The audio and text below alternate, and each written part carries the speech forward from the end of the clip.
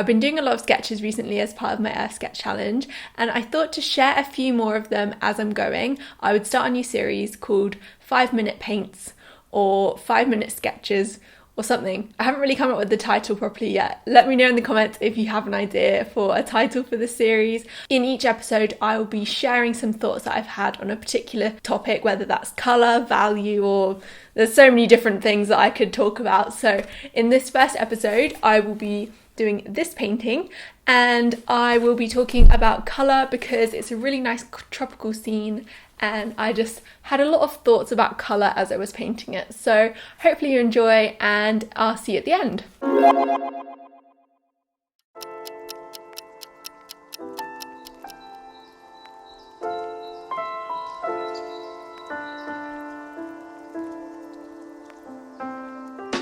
Today I thought I would talk you through one of my recent paintings that I completed for my Earth Sketch Challenge and just talk you through some of the colour decisions that I made along the way, because I really like how the colours of this painting turned out in the end.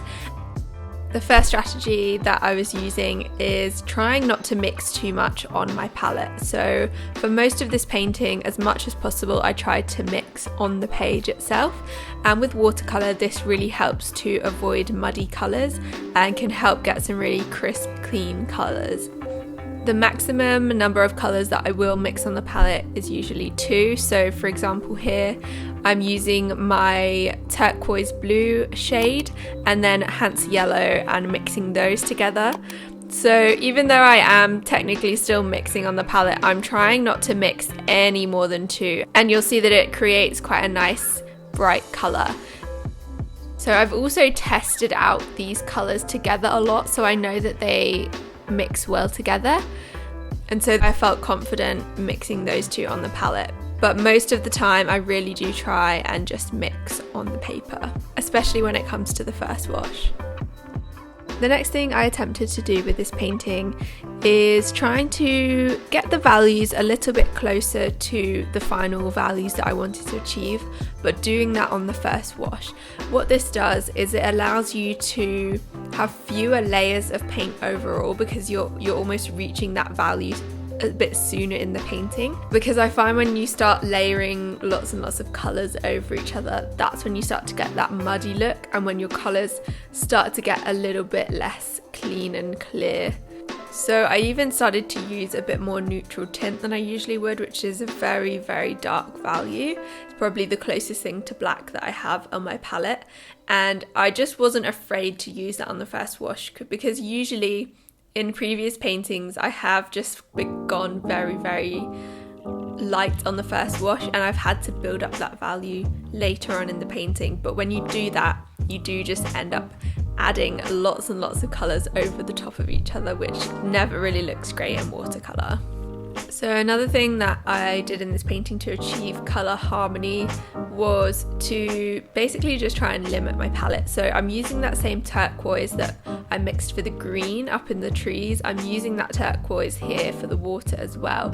And I do that throughout the painting. I try and stick to similar blues and similar oranges and yellows, essentially trying to limit my palette. And that just really helps to achieve colour harmony.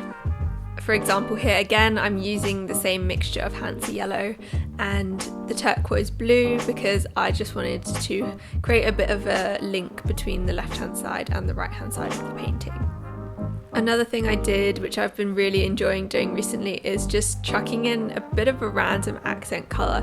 It's never truly random, I do try and think it out a little bit, but just having a splash of really saturated colour can really help to add a bit of interest to a painting.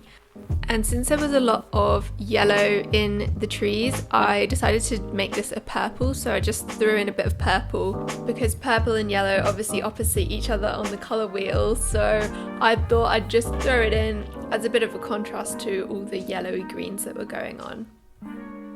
And so here I tried really hard to achieve the value that I wanted to finish with in this path. As I mentioned before, I find that if I start to add too many layers, then things just get a bit muddy. So I was trying really hard to use less water in this section, almost to the point of being a bit of a dry brush effect. essentially trying to achieve the value that I needed at this point, because I didn't want to keep adding and adding and adding, which is where you can lose some of the freshness.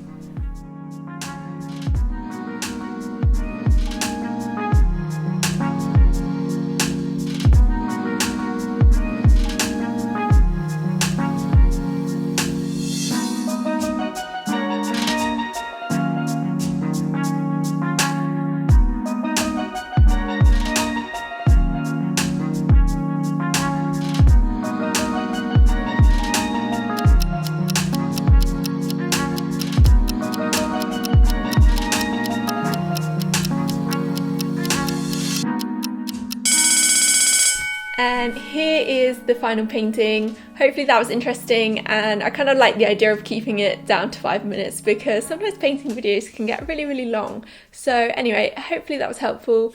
I will put some videos that I think you might like here and here, and I'll see you in the next one.